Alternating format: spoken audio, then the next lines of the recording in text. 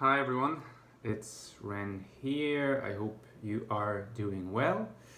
It has been not that long since last time we talked, but as you might have noticed, I am back home. When I say back home, I mean back to the family home, and I expect to be here for the next few weeks. So I'm back in the south of France, and I'm back in my room. Hazelnuts, my cat, is not here. I think she's outside having some fun, but hopefully she will feature in some future videos. So in this particular video, I wanted to return to a particular type policing. I think you can call it that. Type policing that I was subjected to by Coach Para, who is a YouTuber, although I think he currently has some issues with YouTube, and there seem to be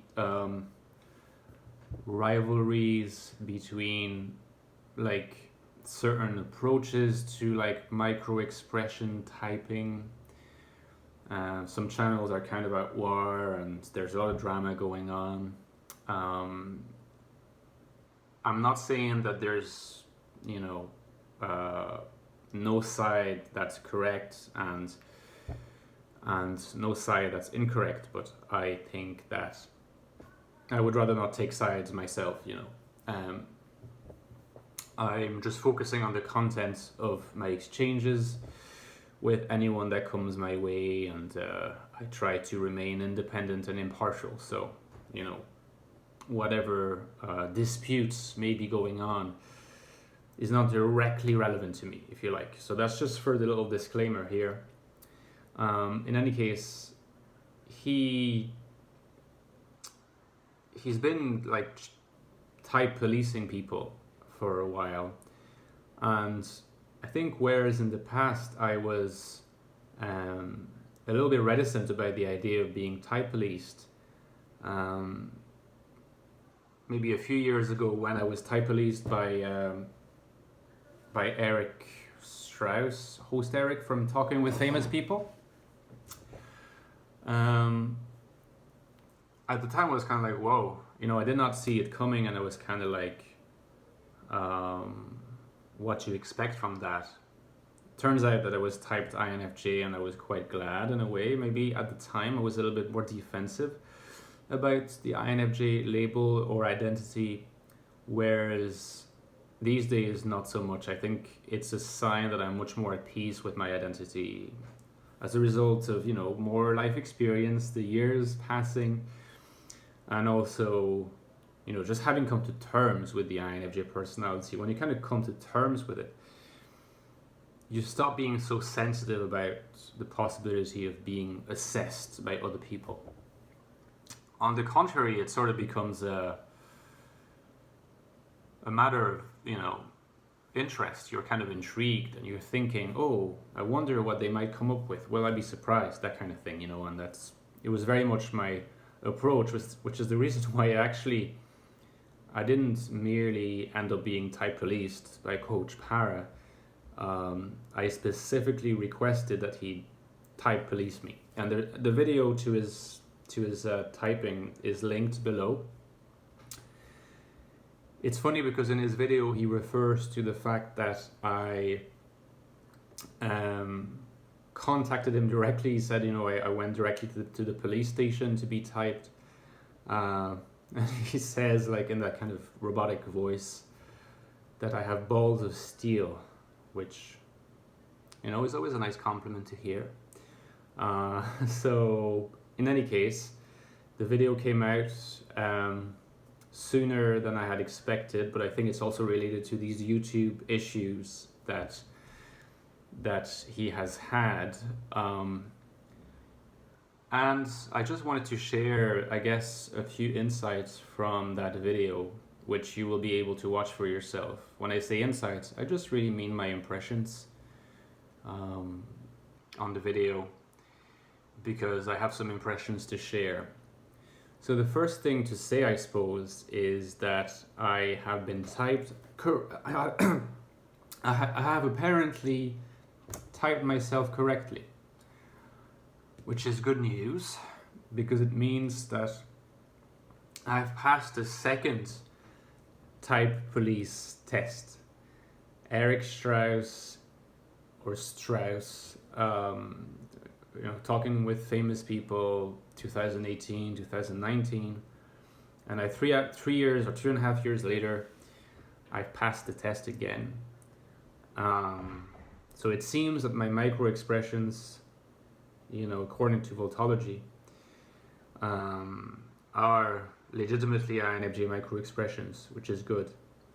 And it fits with my self-understanding, which is always, it's always a heartening thing to learn, and it's also always a source of interest when it comes to trying to create the connection between the micro expressions and the personality as you experience it in terms of the contents of your thoughts, for instance. Now, based on a video that I published not very long ago, I know that there's a lot of skepticism about voltology and typing by micro expressions in my audience. I am not asking you to start believing in it. You know from the previous video that I myself am skeptical towards it. But my skeptical is a skeptical openness rather than a skeptical closedness. And if there is anything that I can try to encourage in you as you encounter this video and perhaps other voltology work, is the same kind of skeptical openness rather than skeptical closeness. There's a big difference. The open skeptic gives a chance to most things that appear to make sense, at least internally they appear coherent. The closed skeptic tends to reject most things, and I adopt the stance of the open skeptic. I encourage you to do the same. I think it actually suits the INFJ personality quite well also, as a matter of fact, and an argument to that effect will also be offered in my book. Now, in terms of the actual judgment or the verdict of the video, it goes a little bit further than just saying that I'm an INFJ type. So what Coach Power has determined, according to his analysis, is that I'm an NITI subtype of INFJ. So I don't think it will surprise many people in my audience, but this is something that was genuinely of interest to me because I always kind of did wonder. Like, I know but that I am quite a TI-oriented kind of person, but I also know that I am kind of in the thrall of Effie a lot of the time. So, it was something that I was kind of looking forward to sort of having an answer on. Now, again, I'm always going to handle this answer like the open skeptic. I'm not embracing it as the definitive answer, but it certainly was an interesting one. So NITI, SE, INFJ, Enneagram 4 with a 5 wing. So that kind of conflicts with how most people perceive me as a 5 with a 4 wing. But I have to say my self-perception has shifted from 5 with a 4 wing to 4 with a 5 wing, and it had shifted prior to this actual video. So it's interesting to see that it's corroborated. And then the tri-type, for those of you who are familiar with tri-type, it's 4-5-1, and that is no surprise either. So I do wonder what the difference is between like NITI-SE and NITI-FE. Presumably that's possible. Does NITI-SE mean that like FE in a way is my least conscious function? I mean, that's something that my own theories don't necessarily agree with, but it's certainly interesting. I'd be very curious to hear more about what that means. I know that Pukoki, and some of you guys will be familiar with Pukoki's channel. She was type police. Now, she was typed INTJ by Coach Para. and she was typed as an NIFI SE subtype. So you see that he typed her as having, in a sense, inferior TE, or at least TE as her least conscious function, but being an NI dominant all the same. And in my case, I wonder what his typing means is that I'd be an NI dominant, NITI subtype with FE as my least conscious function. Now that would be quite new to me, because if I were to sort of like compare, weigh FE against SE, I would be, based on my self-perception, definitely tempted to